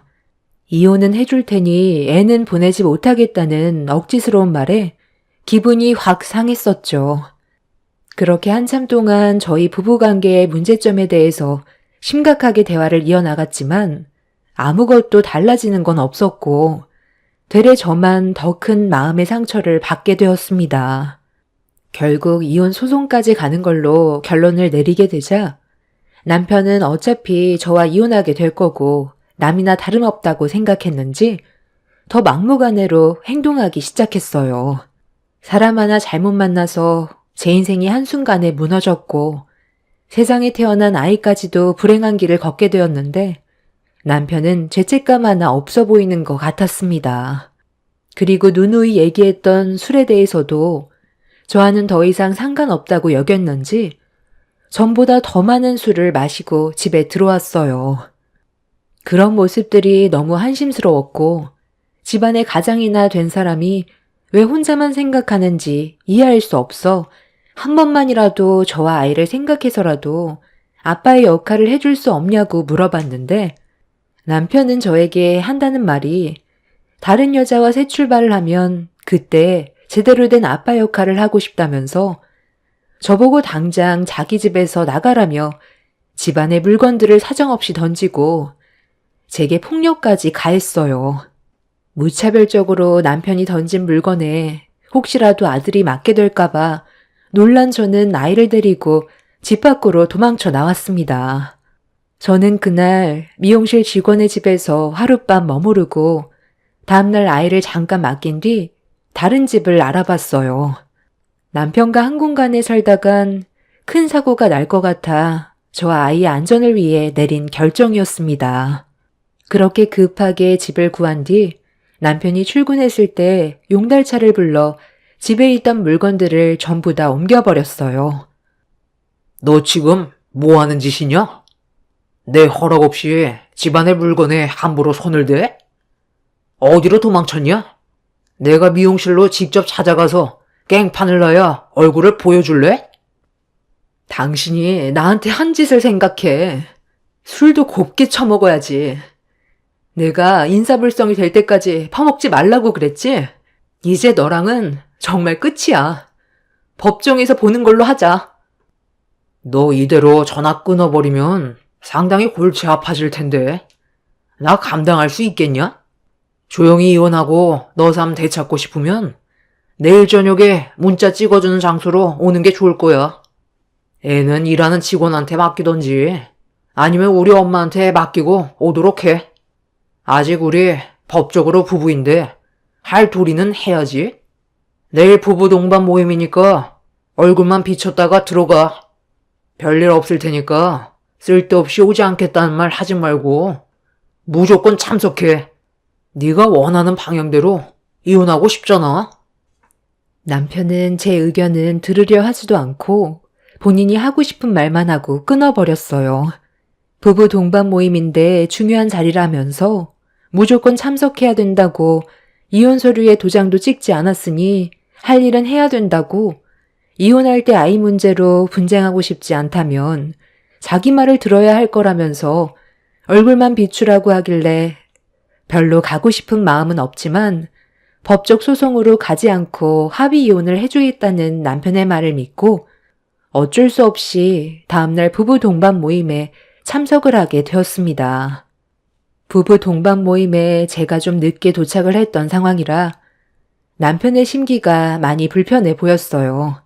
언제 오냐며 몇 번이나 연락이 왔었는데 퇴근 시간이라 그런지 차가 많이 막혀서 좀 늦게 도착을 하게 되었고 남편의 얼굴은 많이 일그러져 있는 상태였습니다. 저는 처음 마주하게 된 분들과 인사를 나누고 자리에 앉았는데 다른 부부들의 관계는 상당히 좋아 보이더라고요. 서로 자기 마누라 챙기기 바쁜데 남편은 자기 혼자 술을 마시면서 의사 동료들과 함께 술만 마시고 있었습니다. 중요한 자리라고 하더니 저에게는 단 한마디도 걸지 않고 투명인간 취급하는 남편 때문에 시선을 어디에 둘지 몰라 난감해하고 있었는데 반대편에 앉아있던 남편의 동료가 저에게 먼저 말을 붙여왔어요. 알고 보니 다른 부부들은 전부 다 사자 직업인데 저는 미용실을 운영하는 사람이라 궁금한 게 많았던 것 같았습니다. 그러고 보니 우리 동문들 전부 고스펙 고연봉 아닌가? 그래서 대화도 잘 통하고 의과 계열이다 보니까 서로 많은 걸 공유해 주는데 재수 씨는 직업이 미용사라 했나요? 미용 계통은 생소해서 생활 방식이 많이 다를 텐데 같이 사는데 부딪히는 건 없어요? 이 친구가 생각보다 입이 무거워서 결혼 생활에 대해 말을 잘 안 하거든요. 야, 말도 마. 내가 제일 후회되는 게 뭔지 알아? 이 사람과 결혼한 게 내 인생에서 최대 큰 실수였다. 그리고 우리 이혼해. 무슨 뜻인지 알지? 나 이제 혼자의 몸이 된다는 거야. 안 그래도 오늘 너희들한테 중대 발표할 생각이었다. 직업이 같아야 서로 이해해 주는데 집에서 해본다고 맨날 놀고 먹으면서 수술하고 들어온 나한테 애 좀 보라고 하면 내 기분이 어떻겠냐? 비뇨의학과 교수인 내가 병원에서 얼마나 큰일을 하는지 알지를 못하니 그런 말이나 나오지. 너희들은 어떻게 생각하냐? 내가 힘들게 밖에서 일하고 들어와서 애까지 봐줘야 된다고 생각하냐? 내 입장에선 조금도 이해해주지 않고 나랑 이혼하자는데 정말 어이가 없더라. 의사 남편 얻었으면 감사하게 생각해야지. 꼴랑 고졸 나가서 미용실 좀 잘 된다고 나를 같은 급으로 보고 있다니까. 이래서 배우지 못한 사람과는 상종 자체를 하지 말라고 했나봐. 처녀 때는 그래도 비율 좋고 얼굴도 반반하게 생겨서 데리고 놀만 할 것 같아 접근했더니 자기가 뭐 좀 되는 것 마냥 설치는데 남들이 보면 배가 불렀다고 생각해. 다른 여자들은 의사 남편 얻고 싶어도 거들떠도 못 보는데 결혼까지 해줬으면 감사하게 생각해야지. 어디서 남편한테 큰 소리야? 잠깐만. 수연아. 여긴 어쩐 일이야? 저녁 약속이 있어서 들린 거야? 정말 오래간만이다. 그동안 어떻게 지냈어? 연락처가 바뀌는 바람에 소식만 대충 듣고 있었는데 세브란스 병원에서 바쁘게 지내고 있다면서? 여기서 만나게 될 줄은 꿈에도 몰랐네. 바쁘지 않으면 잠깐 앉아서 대화 좀 하다가. 여기 동문들 우리 병원에서 같이 일하는 사람 많아. 부부 모임 자리거든. 당신은 자리 좀 비켜줄래? 저기서 의자 하나 가져와서 끼워 앉던지 아니면 그만 집으로 돌아가도 되니까 하고 싶은 대로 해. 앉아 있어봤자 말이나 통하겠냐? 나도 오늘 볼 일은 끝났어. 집으로 들어가려 했지. 여기서 너를 만나게 될 줄 몰랐는데. 그동안 어떻게 지냈어? 몰라보게 바뀌었네. 좀 전까지 기분이 별로 안 좋았는데 너 만나서 기분이 좀 풀렸다. 나 방금 남자친구랑 헤어졌거든. 그놈이 글쎄 나 말고 다른 여자랑 바람을 피웠지 뭐야. 그래서 집에 가기 전에 술 한잔 하고 싶었는데 마침 잘 됐다. 오늘 내 술 친구 되어줄 수 있는 거지? 불편하지 않으시면 저도 합석해도 되는 거죠? 정혁이와는 인턴 생활 같이 했거든요. 오늘은 정말 술이 많이 당겨서요. 괜찮아. 와, 근데 너 정말 여전하다. 어때? 우리 잘 어울려? 솔직히 우리 인턴 때 선배들한테 엄청 오해 많이 받았잖아. 그런데 혹시 옆에 분 아내분 아니셔? 나 때문에 자리에서 일어나신 것 같은데 말 좀 가려서 하는 게 좋지 않을까? 기분이 많이 상해 보이시는데. 신경 쓰지 마. 우리 조만간 이혼할 사이야. 서로 너무 안 맞아서 그만 끝내기로 결정했어. 저 덜 떨어지는 게 무슨 부인이야? 볼일 끝났으니까 그만 돌아가. 소연아, 그럼 너 이제 그 남자랑은 아예 끝난 거야? 연애하는데 바람 피웠으면 말 다 했지. 잘 헤어졌어. 차라리 내 안사람 해라. 우리 서로 잘 맞았잖아. 갑자기 나타난 그 여자와 남편은 서로 꽤 친한 사이였는지 대화가 거침이 없었어요. 저를 밀치고 그 자리에 그 여자를 앉혔을 때 남편의 행동에 엄청난 상처를 받았죠. 그리고 자리에 앉아있던 그 여자는 제 눈치를 보며 불편해했고 남편은 저를 불편하게 느끼곤 그만 돌아가라며 많은 사람들 앞에서 인상 쓰며 화를 냈어요. 그리고 제가 원하는 대로 합의 이혼해주겠다는 한마디 뱉은 뒤 그 여자에게 집중하고 있었죠. 제가 원하는 건 합의 이혼이었고 아이에 대한 양육권이었기 때문에 저도 볼 일은 끝난 것 같아 그 자리를 급하게 나오려 했는데 좀 전에 남편이 저에게 했던 한마디가 제 심기를 불편하게 만들었어요. 많은 사람들 앞에서 무시하는 것도 기분이 안 좋은데 저에게 덜 떨어지는 게 부인이라는 말을 했을 땐 평생 지울 수 없는 상처였고 그런 말을 아무렇지도 않게 뱉은 남편의 말을 그냥 넘길 수 없었습니다. 그래서 밖으로 나가려던 발길을 돌려 눈이 풀려 웃고 있는 남편한테 다가가 앞에 있던 맥주잔을 들어 남편의 얼굴을 향해 사정없이 뿌려버렸어요. 온몸이 맥주로 흠뻑 젖어버리자 저에게 뭐 하는 짓이냐고 소리치던 남편은 손이 제 얼굴에까지 향하더니 순간적으로 멈췄고 앉아있던 그 여자를 의식하는 듯 보였습니다. 남편은 나중에 다시 얘기하자며 티슈로 몸을 닦고 있었고 저는 다시 한번 남편의 얼굴을 향해 맥주를 뿌려 버렸습니다. 남편은 한 번은 참았지만 두 번은 못 참겠는지 제 멱살을 잡고 분노한 얼굴로 노려보며 흥분을 가라앉히지 못하자 주변 사람들이 급하게 말렸고 저를 밖으로 내보냈어요.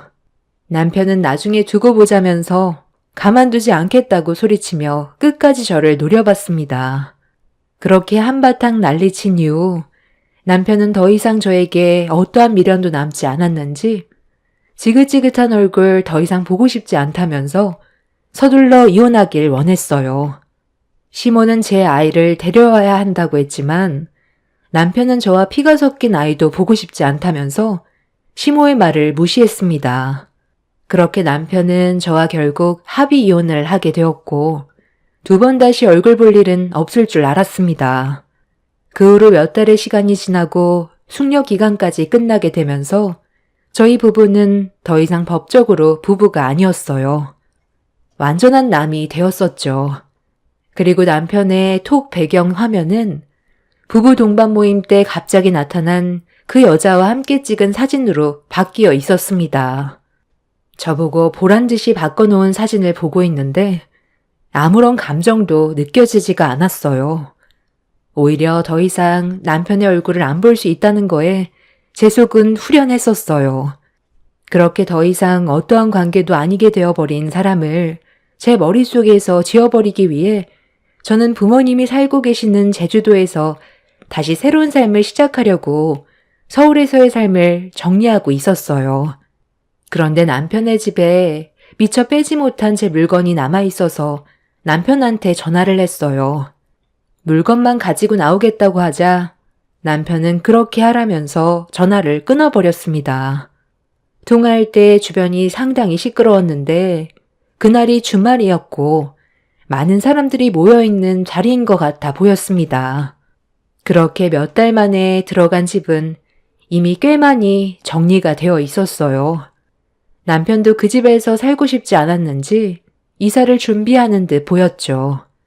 제 물건들을 한쪽으로 전부 다 치워놓은 상태라 필요한 물건들만 챙기고 나머지는 쓰레기장에 버리려고 정리하고 있는데 거실 테이블 밑에 서류 봉투 하나가 떨어져 있더라고요. 그래서 아무 생각 없이 안에 있던 내용물을 꺼내봤는데 제 두 눈을 의심할 만큼 충격적인 서류를 보게 되었습니다. 제가 두 눈으로 보게 된 상황에서 그냥 넘어갈 수 있는 문제는 아니었어요. 한 사람의 생명이 달려있는 중요한 문제였는데 남편은 이 사실을 숨기고 있는 듯 보였습니다. 저는 그 자리에서 남편한테 전화를 걸었고 짜증 섞인 목소리로 왜 또 전화를 했냐고 화를 내길래 그곳이 어디냐고 물어보자 남편은 알려주지 않고 끊어버렸습니다. 몰랐다면 그냥 넘어갔겠지만 제 두 눈으로 서류의 내용을 봐버렸기 때문에 이 사실을 숨긴다면 저 또한 공범이 될 수도 있는 상황이라 어떻게 처리를 해야 될지 고민을 하고 있었는데 남편 서재에 오늘이 어떤 날인지 달력에 메모를 해두었던 걸 확인할 수 있었습니다.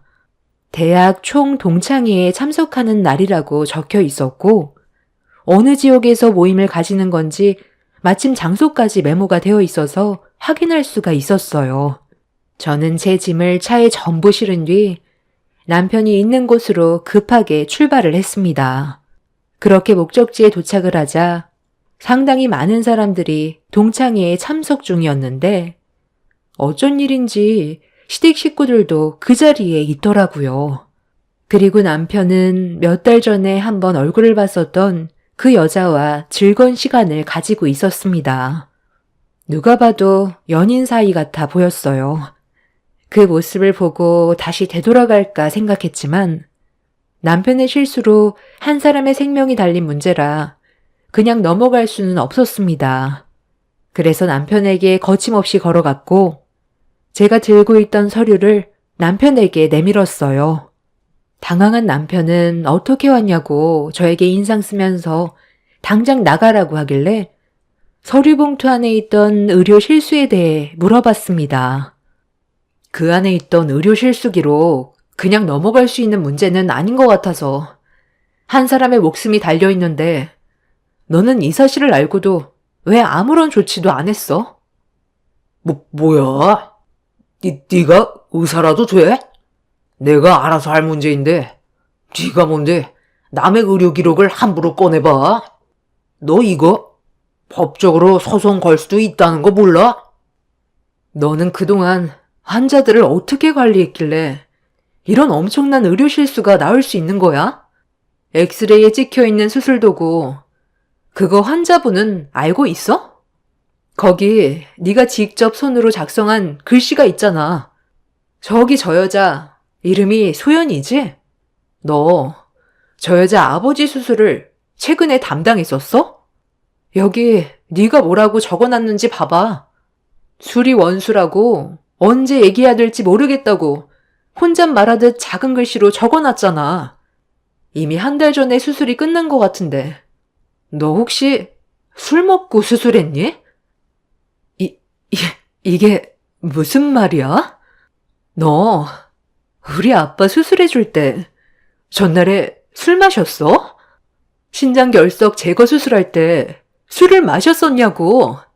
이리 내놔봐봐. 어떻게 이런 게 들어가 있는데 아무 말도 하지 않았던 거야? 나는 네가 수술 경험도 많다고 해서 우리 아빠 잘 좀 봐달라고 부탁한 건데 전날에 술을 마시고 수술을 했던 거야? 그래서 이 커다란 호수가 들어가 있는데도 모르고 수술을 끝낸 거냐고. 여기 지금 우리 아빠 와 있는데 며칠 전부터 옆구리가 계속 아프다고 하길래 너한테 물어봤었잖아. 그런데 수술한 지 얼마 되지 않아서 통증이 있는 거라고 하지 않았어? 이런 사실을 알면서도 숨기고 있었던 거야? 언제까지 숨길 작정이었던 건데? 나는 너랑 잘해보려고 했는데 이런 의료사고 때문에 너랑 나와의 관계가 틀어질까봐 두려워서 말을 못했던 거였어. 전날에 조금만 마시려 했는데 통제가 안 돼서 나도 모르게 많이 마셨는데 자주 하던 수술이라 별일 없을 줄 알았지. 나도 내가 왜 그런 실수를 했는지 모르겠지만 내가 책임지고 원래대로 돌려놓을게. 상황이 심각해지자 동창회에 같이 참석해 있던 시댁 식구들의 얼굴은 사색이 됐고 그 여자의 아버지 몸속에 기다란 호스가 들어있는 엑스레이 사진을 보곤 아사리판이 되어 버렸습니다. 그런데 갑자기 한쪽에서 비명소리가 들려왔고 고개를 돌리자 한 노인분이 바닥에 쓰러져 있었어요. 알고 보니 그 여자의 아버지인 것 같았고 의식을 찾지 못해 서둘러 병원으로 옮겨지게 되었네요. 몸속에 있던 기다란 호스가 장기를 지속적으로 찔러 폐혈증을 일으켰고 의료사고로 남편은 조사를 받게 되었습니다. 결국 이 문제로 남편은 분쟁 처벌까지 가게 되는 일이 있었네요. 그 여자는 남편을 상대로 소송을 걸었고 남편은 의사면허 자격 정지 처분 얘기까지 나오고 있습니다. 문제는 그 여자의 아버지가 의식을 찾지 못하는 중이라네요. 제가 항상 얘기했던 게 술 좀 적당히 마시라는 거였는데 재벌은 남 못 준다고 결국 대형 사고를 치게 되었죠.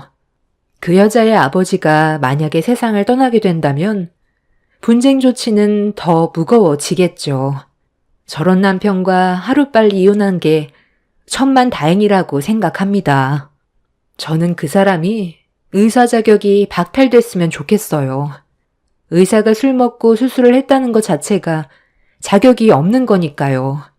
사람 목숨이 달려있는데 책임감도 없이 의사 생활을 하겠다는 게 너무 한심스럽습니다.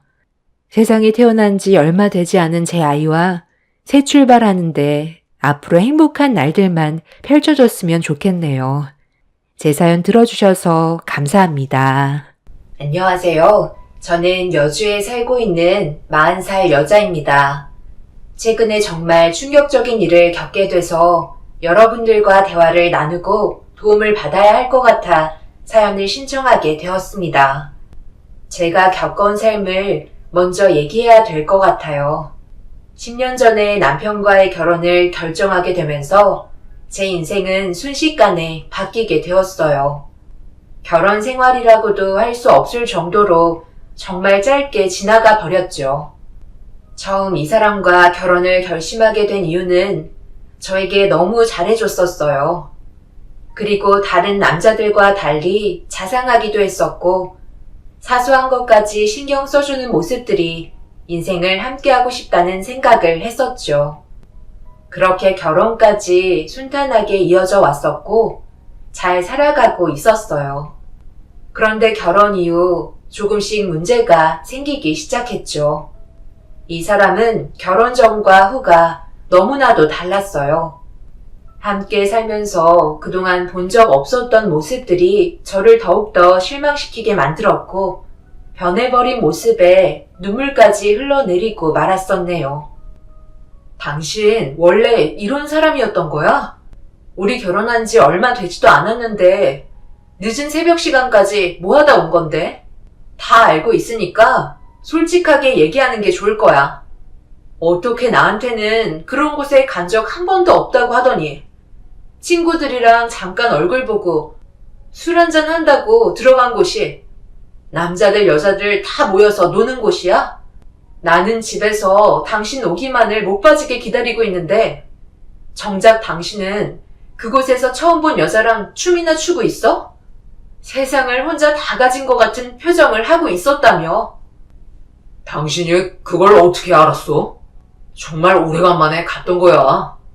언제 갔는지 기억도 안 날 정도로 오래됐다니까. 친구들이 옛날 생각도 나고 해서 분위기나 즐기자고 하도 부탁하길래 어쩔 수 없이 끌려 들어갔던 것뿐이야. 그런데 그건 또 언제 봤대? 나도 숨은 좀 쉬면서 살아야 할 거 아니야? 우리가 서로에 대해 존중해줘야 한다는 건 잘 알고 있는데 그렇다고 개인적인 일들까지 전부 간섭받는다는 건 내 입장에서 별로 좋은 기분은 아니네. 사사건건 전부 다 참견하면 내가 숨쉬고 살아갈 수 있겠어? 당신이 말한 것처럼 우리가 결혼했으니 지킬 건 지켜야 되겠지. 하지만 불가피하게 어쩔 수 없는 게 있잖아. 친구들 만나면 나만 쏙 빠지기도 그렇고 애들도 변해버린 내 모습에 어색할 건데 시간을 두고 서로 변화된 현실을 받아들일 시간을 가지는 게 좋지 않겠소? 당신을 두고 그곳에 다녀온 건 내가 충분히 잘못했다고 인정은 할 수 있지만 그렇다고 모든 걸 참견하는 건 문제가 있는 것 같다. 내 친구가 부모님이랑 저녁 식사 끝나고 집으로 돌아가던 도중 당신이 클럽 입구 앞에서 줄 서 있는 걸 봤대. 혹시나 하는 마음에 확실하게 얼굴을 확인하려고 들어가서 보니까 당신이 분위기에 흠뻑 취해서 춤추고 있었다는데 내가 얼마나 충격받은 줄 알아? 이거 봐봐. 내 친구가 찍어온 사진이야. 결혼 전에는 당연히 갈 수 있겠지만 결혼 이후에 이런 곳에 다니는 건 내 입장에서는 받아들이기 힘들어. 이번은 그냥 넘어가지만 다음에는 절대 이런 행동을 하지 않아줬으면 좋겠어. 이 동네에는 보는 눈이 많다고 내가 얘기했잖아. 어렸을 적부터 살아왔던 지역이라 동네 한 바퀴만 돌아도 아는 사람들과 마주칠 확률이 많다고 몇 번이나 얘기하고 조심하라고 했는데 결국 이런 실수를 저질러? 우리 부모님 귀에 안 들어간 것만도 다행으로 생각해. 남편은 미안하다고 얘기는 했지만 그렇다고 자기 잘못을 인정하지 않고 있었어요. 그냥 친구들과 단순히 춤만 추고 왔다는 말에 대화가 통하지 않자 결혼한 제가 춤바람 나면 좋겠냐고 화를 내면서 물어보니 그건 또 싫다고 목소리를 높이며 화를 내는데 정말 어이가 없더라고요. 남자는 되고 여자는 안 된다는 그런 말도 안 되는 이유를 갖다 붙이며 대화를 회피하기 시작했어요. 처음 느껴보는 배신이었고 그날 이후 남편에게 많은 실망을 하게 되었죠.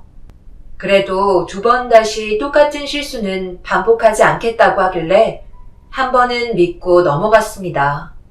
그렇게 한동안 조용한 듯 싶었는데 어느 날 일이 터지고 말았네요. 남편이 경찰서에 붙잡혀 있다는 말을 듣게 되었고 너무 놀라 급하게 달려가 확인을 해보니 어느 여자와 언성을 높이면서 싸우고 있는 모습을 목격하게 되었어요. 그리고 저를 보자마자 하는 말이 합의금이 필요하다며 갑자기 돈을 요구하길래 어떤 상황인지 물어보는 순간 경악을 하고 말았습니다. 갑자기 무슨 합의금? 내가 알아들을 수 있게 설명을 해야 될 거 아니야. 왜 당신이 경찰서에서 조사를 받고 있는 건데? 저 여자가 먼저 시비를 걸었다니까. 내가 아까 얘기했었지? 친구랑 술 한잔 마시고 집으로 들어가겠다고. 그래서 오늘은 정말 간단하게 몸만 축이고 일찍 들어가려고 서둘렀는데 저 여자가 나랑 어깨가 부딪혔는데 넘어지더라고. 당연히 나는 잘못이 없었지. 눈을 제대로 뜨고 다녀야지. 핸드폰만 하고 있으니 앞을 못 본 거 아니야? 그런데 갑자기 나보고 사과를 하라고 소리를 지르잖아. 저기요. 지금 상황이 어떻게 돌아가고 있는지 전혀 인지를 못 하시나요? 저희 아빠가 모든 상황을 지켜보고 계셨는데 그쪽이 술을 하도 많이 마셔서 비틀거리다가 가만히 있는 저랑 부딪힌 거잖아요. 멀리에서 걸어오고 계신 아빠가 이 상황을 목격하시고 달려오신 다음 넘어진 저를 일으켜주시고 그쪽한테 한 소리 하니까 뭐라고 하셨어요? 아무 잘못 없는 저희가 시비 건다고 몸싸움을 걸었잖아요. 그래서 제가 너무 화가 나 큰 소리 한번 쳤는데 아빠가 중간에서 더 큰 일이 생기지 않게 하려고 넘어지면서 깨진 핸드폰 값만 달라고 했는데 저희 보고 사기꾼 집안이라고 했잖아요. 그러더니 갑자기 저희 아빠 얼굴에 주먹을 날려놓고선 아무 잘못이 없다고요? 술을 먹으려면 곱게 먹어야죠. 아빠는 좋게 끝내라고 합의하라고 얘기했지만 전혀 반성이 없는 이 아저씨를 보니까 저는 합의할 수 없을 것 같아요. 그냥 법적으로 처리할 테니까 콩밥 먹고 정신 좀 차리세요. 담당 경찰은 저에게 확보한 CCTV를 보여주면서 어떤 상황이었는지 보여줬고 남편이 저에게까지 거짓말했다는 걸 확인할 수 있었습니다. 정신을 차리지 못할 정도로 술을 먹은 남편의 모습이 너무 낯설었어요. 연애할 때는 술을 좋아하지 않는다며 한 잔도 안 마시던 사람이 양파 껍질 벗기듯 계속해서 달라지는 모습을 보게 되니 점점 더 실망을 하게 되었고 앞으로의 인생을 어떻게 함께 살아가야 할지 너무 막막했었어요. 그렇게 한참 동안 조사를 받던 남편은 결국 자신의 잘못을 뒤늦게 인정했지만 피해자의 아버님은 병원에 입원까지 시킨 남편에게 선처는 없다며 합의를 해주려 하지 않자 어떻게 해야 할지 몰라 난감한 상황 속에 시부모님께서 경찰서에 방문하셨어요. 사색이 내신 얼굴로 갑자기 제 손을 잡으시더니 눈물을 흘리면서 미안하다는 말부터 꺼내셨네요. 세아가 많이 놀랐지? 내 아들이 원래 이러지 않는데 요즘 힘든 일이 있는 건지 자꾸 너한테 안 좋은 모습만 보이는구나. 정말 미안하다. 아들, 너는 지금 이 상황이 얼마나 심각한지 모르는 거야? 정말 콩밥 먹고 싶어서 그래? 당장 머리 숙여 용서를 빌라고. 어머님, 얘가 원래 성격이 이랬었나요? 한동안 조용한 듯 싶었는데 이번에는 피해자분의 아버님한테 주먹질을 했대요. 저 너무 불안해 죽겠어요. 이 사람 하나 믿고 결혼까지 결심했는데 앞으로 어떻게 살아야 할지 모르겠어요. 여보, 내가 잠깐 정신이 어떻게 됐었나 봐. 요즘 일도 잘 안 풀리고 회사 동료들은 이번에 전부 다 진급했는데 나만 진급을 못해서 그동안 스트레스를 많이 받고 있었나 봐. 다음부터는 절대 이런 일 없도록 할 테니까 한 번만 용서해줘. 내가 정말 잘할게. 남편은 저에게 한 번만 용서해달라며 빌기 시작하더니 콩밥은 먹고 싶지 않았는지 그 여자에게 뒤늦게 머리 숙여 잘못을 인정했습니다. 결국 온 가족이 피해자에게 용서를 구하자 어느 정도 마음이 풀렸는지 합의하겠다며 떨어뜨리면서 깨진 핸드폰과 병원 치료비 그리고 정신적인 피해 보상을 요구했어요. 그런데 그 금액이 상당했었고 저희 부부가 감당하기에는 무리가 있어 보여 시모에게 도움을 요청했습니다. 그런데 돈이 한 푼도 없다고 하길래 난감한 상황이 발생이 되었죠. 피해자는 2천만 원을 요구하고 있었고 저희 부부는 없이 시작했었기 때문에 그 금액을 맞추기에는 무리가 있었어요. 피해자는 추가적인 후유증에 대한 부분까지 생각하고 있었어요. 당장 해결을 해야 되는 상황 속에 돈이 없다는 시부모님의 말에 당황스럽기만 했었죠. 그런데 남편이 한마디 하더군요. 장인어른한테 도와달라고 하면 안 돼? 이번에 도와주신 거 일하면서 갚아드리면 되는 거잖아. 당장 돈 나올 구멍이 없는데 어떡해. 우리가 신혼집 마련할 때 무리하게 준비한 터라 부모님께서 뒤에서 지원해 주셨잖아. 대출까지 받은 상태라 우리는 지금 돈이 없지. 그래서 당신은 우리 부모님께 손을 벌리자는 거야? 이 사실을 전혀 모르고 계시는데 추가적으로 대출을 받더라도 나는 절대 알리고 싶지 않아. 온 동네 떠들고 다니려고 작정한 거야? 어머님 아들이 사고 친 거니 어머님께서 마무리 지으셔야죠. 나도 그렇게 해주고 싶은데 정말 돈이 없어서 그래. 너도 잘 알잖아. 입에 풀칠하는 것도 어려운데 어떻게 그 많은 돈을 당장 준비할 수 있겠어? 일단 우리 아들부터 살리고 보자. 나중에 천천히 갚아나가면 되는 거잖아. 남도 아니고 가족인데 사돈분들이 모른 척 하실까? 식당 운영하셔서 장사도 잘 되시는 편이신데 2천만 원 정도의 자금은 충분하실 거라 생각하는데. 시부는 저에게 미안했는지 고개를 푹 숙인 채 아무 말도 하지 않으셨어요. 남편과 시모는 한 번만 살려달라며 저에게 매달리기 시작했지만 쉽게 결정을 내릴 수는 없었네요. 그동안 남편이 보여주었던 행동들은 저에게 많은 실망감을 안겨줬기 때문에 도와주고 싶은 마음이 없었어요. 그런데 문제는 제 몸에 변화가 있었고 후회하고 있는 남편이 그래도 옆에 있어줘야 할 것 같아 어쩔 수 없이 부모님께 연락을 하고 말았습니다. 이 소식을 듣게 되신 저희 부모님께서 경찰서로 찾아와 주셨고 남편의 모든 행동을 듣게 되었어요. 엄마는 저를 밖으로 끌고 가더니 어떻게 하면 좋을지 의논하기 시작했어요.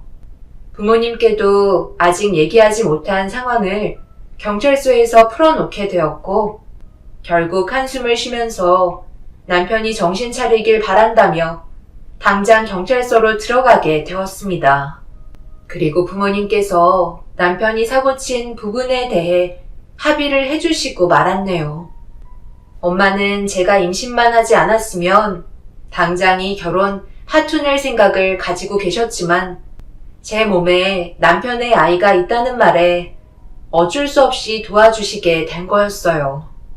그리고 경찰서에서 제가 임신했다는 사실을 시부모님과 남편이 알게 되면서 난리가 나게 되었고 남편은 기뻐 날뛰며 앞으로 정말 잘하겠다는 약속을 양가 집안의 부모님이 보는 앞에서 큰 소리를 쳤어요.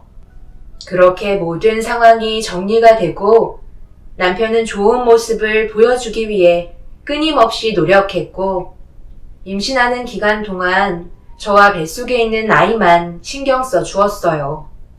그런데 임신 6개월 정도 되었을 때 갑자기 남편이 화를 내면서 집으로 들어왔고 냉장고에 있던 술을 들이켜며 무언가에 분노한 듯 속을 끓고 있길래 무슨 일인지 물어보자마자 남편의 불만이 터져 나왔네요.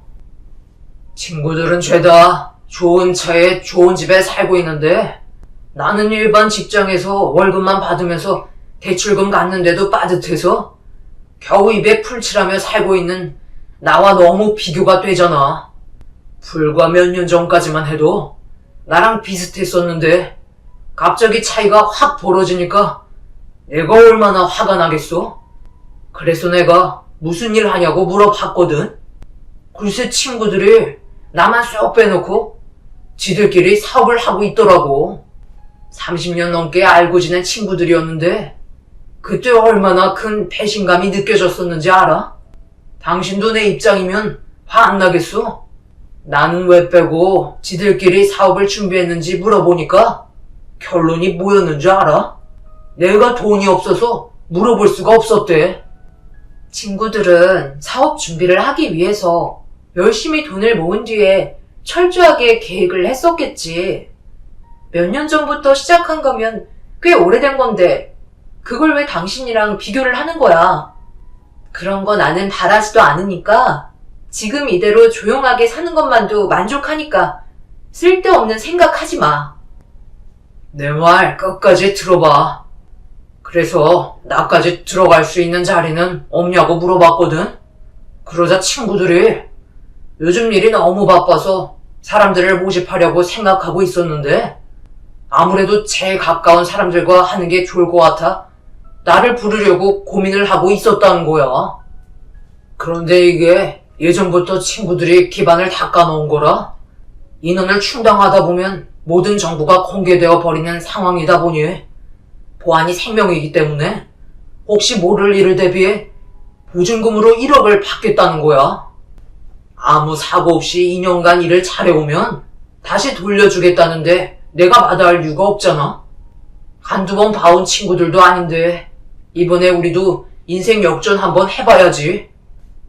1억이 누구 집 개 이름이야? 우리한테 지금 그 돈이 어디 있어? 대출비 갚는 것도 허덕이고 있는데 부모님한테 빌린 합의금 2천만 원 아직 한 푼도 못 갚은 거 당신도 알지? 나는 외제차, 좋은 집 다 필요 없으니까 그냥 조용히 좀 살자. 부탁할게. 이미 남편의 머릿속에는 친구분들과 동업하고 싶다는 생각으로 가득 차 있었어요. 제 말은 아예 들으려 하지 않았죠. 그리고 며칠 뒤 예상했던 대로 남편은 제 말을 어기고 저희 부모님 식당을 찾아가게 되었네요.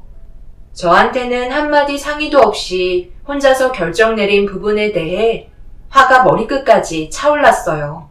급하게 택시를 타고 부모님 식당에 도착하자 저를 발견한 엄마가 급하게 밖으로 나오시더니 어떤 상황인지 물어보시길래 남편과 대화했던 내용들을 말씀드리며 대화를 이어나갔습니다. 엄마가 어떻게 돌아가고 있는지 파악을 한 뒤에 아빠를 따로 부르셨어요. 그 사이 제가 식당에 도착한 걸 확인한 남편은 정말 좋은 기회라 어쩔 수 없었다며 성공하고 싶어서 내린 결정이라고 이해해달라는 변명을 늘어놓았습니다. 제가 분명 부모님 식당에 찾아가지 말고 손 벌릴 생각 조금도 하지 말라고 얘기했었는데 저를 아예 무시하는 행동에 더 이상 참을 수 없었네요. 그냥 우리 이혼하자. 당신이랑 나랑은 전혀 맞지 않는 것 같아. 내가 생각 없이 행동하지 말라고 얘기하지 않았어? 왜 이렇게 극단적으로 생각하는 거야? 나는 집안의 가장이야. 당연히 성공할 수 있는 기회가 찾아온다면 잡아야 되는 거라고. 곧 있으면 태어날 아이한테 좋은 아빠가 되어주고 싶어서 결정을 내린 건데 왜 이렇게 나를 이해해주지 못하는 거야? 더 이상 듣고 싶지 않아. 당신은 항상 그래왔어. 나와 진지하게 대화하고 상황을 헤쳐나가는 게 아니라 무작정 자기 하고 싶은 대로 움직이잖아. 나중에 그에 따른 결과가 어땠는데? 결국 좋지 않은 결말을 가져왔잖아. 그러니까 하지 말라는 건 제발 하지 좀 마. 정말 마지막이야. 내 말 한 번만 더 무시하면 당장 이혼 서류에 도장 찍을 거니까 쓸데없는 생각하지 말고 집으로 들어가. 나 회사에도 큰소리 치면서 나왔는데 그럼 이제 어떡하라고? 다시 일하겠다고 들어갈 수는 없잖아. 남편은 저에게 한마디 상의도 없이 회사까지 그만둔 상태였고 부모님께서 대화를 끝내고 식당으로 들어오시자마자 퇴사까지 한 상태라며 무릎을 꿇었고 한 번만 기회를 달라며 부모님께 사정을 하고 있었어요. 결국 어떤 사업을 하는지 확인이나 한번 해보자면서 남편과 친구분들이 운영하는 사업장을 부모님과 함께 찾아가고 말았네요. 꽤 많은 직원들이 정신없이 움직이고 있었는데 남편이 누군가를 향해 손짓을 했고 사업장을 운영하고 있는 친구분들을 만날 수 있었습니다. 그리고 그중 한 분이 너무 시끄럽고 정신없는 곳에서 대화하기 어려울 것 같다며 근처 카페로 저희를 안내했어요. 그리고 진지하게 일적인 얘기를 아빠와 이어나가기 시작했고 친구분들은 남편이 잘할 수 있을 거라며 좋은 말을 아끼지 않았습니다. 아빠는 워낙 신중하신 분이시라 확실하지 않으면 움직이지 않는 편이신데 친구분들한테 믿음이 갔는지 남편이 동업할 수 있게 금전적으로 도움을 주겠다는 말을 꺼내셨어요. 저는 부모님의 도움 받는 걸 원하지 않았기 때문에 절대적으로 반대를 했었지만 아빠는 사위를 믿는다며 기회를 주셨습니다. 그렇게 동업을 하기 위해 보증금으로 1억을 친구분들께 건네주며 계약서까지 전부 그 자리에서 작성을 하게 되었네요. 2년 동안 동업을 하면서 문제를 일으키지 않는다면 1억은 다시 되돌려받는 조건에 서명을 하게 되었고 남편은 다음 날부터 친구분들과 함께 사업에 뛰어들고 말았어요. 이왕 하기로 한 거 앞으로 일이 잘 풀리길 바랬고 남편이 제발 저희 부모님께 한 번이라도 인정을 받길 간절히 원했었어요. 그런데 몇 주 뒤에 큰일이 터지고 말았습니다.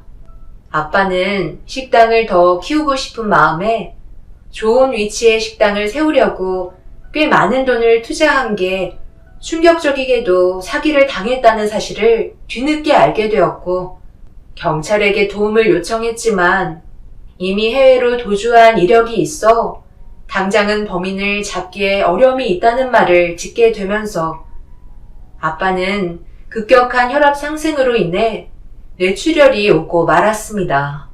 그동안 쌓여왔던 노력들이 한순간에 무너지는 불행을 겪어야만 했습니다. 남아있는 거라곤 살고 계신 집 하나밖에 없던 터라 도움을 받아야만 했고 남편도 이런 사실에 안타까워하며 모두가 병실로 모이게 되었어요. 그런데 남편의 안색이 별로 좋지 않았어요. 도와달라는 말에 적극적인 모습을 보이지 않았고 시부모님 또한 껄끄러운 표정을 보이고 계셨죠. 어려운 상황일 때는 저희한테 빈대처럼 붙어선 떨어지지 않더니 정작 저희가 도움이 필요할 때는 가족이 아닌 남처럼 대하는 태도에 너무 어이가 없었고 화가 치밀어 올랐어요. 그날 저는 엄청 큰 배신을 당한 느낌이었네요. 저희 아빠가 뇌출혈로 언제 깨어나실지도 모른다는데 병원비 좀 도와달라는 게 잘못됐나요? 그동안 도움받으신 건 생각 안 하세요? 그래, 나도 잘 알지. 그런데 지금 우리 아들이 얼마나 중요한 시기인지 너도 모르는 거 아니잖아. 이제 막 일 시작했는데 갑자기 이런 일이 터지면 우리도 얼마나 난감하겠니? 도와줄 수 있다면 당연히 베풀겠지만 사정이 좋지 않은 거 알고 있잖아.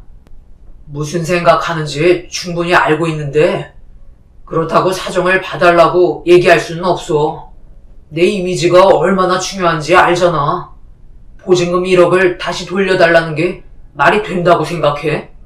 자기 친놈을 언제 잡을지도 모르는데 내가 그 돈을 왜 돌려달라고 말을 해야 되냐고.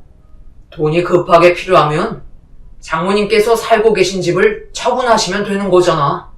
나 요즘 친구들이랑 사업 문제로 이리저리 돌아다니는 것도 바빠 죽겠다고. 사업이 장난인 줄 알아? 다시 한번 말하지만 지금 하는 사업은 건들지 않았으면 좋겠어. 남편과 시모는 이기적인 모습을 보여주었고 저는 달라진 태도에 너무 큰 실망을 하고 말았어요. 결국 그날 남편과 언성을 높이며 싸우게 되었고 처음으로 남편의 입에서 이혼하자는 말까지 나오고 말았네요. 아빠의 건강에 문제가 생겼고 상황이 많이 안 좋아서 도움을 받아야 된다고 사정을 한 건데, 정작 남편은 저희 가족을 걱정해 주기는커녕 이혼하자는 말을 입 밖으로 꺼내었어요. 그동안 참고 참았던 터라 결국 남편이 이혼하자는 말에 도장 찍자고 반박하게 되었고, 출산을 2주 앞둔 저는 설마 했던 이혼을 하고 말았습니다. 남편을 용서하고 싶지 않아 사업장을 찾아가 1억을 달라고 얘기하려 했는데, 거기에서 충격적인 말을 듣고 말았어요. 정신없이 바쁘게 일하시던 분들이 남편과 친구분들을 전혀 알지 못하고 있었고, 사장님은 따로 계셨습니다. 저희가 처음 방문했을 때 직원들은 회사 관계자의 가족분들이거나 일적으로 내방한 손님으로 알고 있던 거였어요. 그래서 남편에게 전화를 하니 핸드폰은 꺼져 있더라고요. 뭔가 느낌이 좋지 않아 시댁에도 찾아가 봤지만 문은 굳게 닫혀 있었고, 결국 엄청난 충격에 진통이 오게 되면서 주민분의 도움으로 남편 없이 홀로 출산을 하게 되었네요. 이 소식을 듣곤 뒤늦게 엄마가 찾아오셨어요. 아무래도 남편에게 사기를 당한 것 같다고 얘기하자 그 자리에서 털썩 주저앉아 끝내 오열을 하고 마셨습니다. 그동안 믿고 함께 살아왔던 남편이 사기꾼이었다는 게 너무 큰 충격이었고, 친구들과 함께 계획해서 돈을 갈취하려 했다는 거에 온몸에서 소름이 돋고 말았습니다. 그런데 문제는 여기에서 끝나지 않았어요. 제가 경찰에 신고했을 때 이미 남편과 시댁 식구들은 해외로 도주한 상태였는데, 아빠에게 사기를 쳤던 사람들도 남편과 같은 해외 지역으로 도주했다는 걸 알게 되면서 모두가 한패일 수 있다는 경찰의 말을 들을 수 있었습니다. 저희는 하루빨리 그 사람들이 잡히길 원했지만 해외로 도주한 범인들을 잡기에는 쉽지 않았어요. 다행히 아빠는 조금씩 회복을 하셨고 몸에 큰 문제 없이 일상으로 돌아오실 수 있었습니다. 그리고 저희는 다시 밑바닥부터 시작했고, 세상 밖으로 나온 제 딸은 어느덧 8살이 되었습니다. 남편은 범행을 저지르고 해외로 도주한 증거들이 명확했었기 때문에 법적으로 이혼 절차를 밟아 남남이 될 수 있었고, 경찰에게 좋은 소식만 전해 듣길 간절히 바라고 있었습니다. 하지만 8년이나 지나는 세월 동안 아무런 단서도 없이 묵묵히 기다리는 시간은 저희 가족에게 너무나도 가혹했어요. 그런데 오랜 기다림 끝에 간절히 바라던 범인이 공항에 도착했다는 경찰의 소식을 들을 수 있었습니다. 저희 가족은 급하게 경찰서로 출발했고, 경찰분들의 안내를 받아 체포가 된 남편의 얼굴을 8년 만에 확인할 수가 있었어요. 갑자기 한국으로 돌아온 남편의 행동을 이해할 수 없었지만, 순순히 잡히게 된 남편이 2주간의 격리를 끝낸 뒤 조사를 받는 동안 저희 가족이 기다린 2주는 너무나도 길게 느껴졌어요.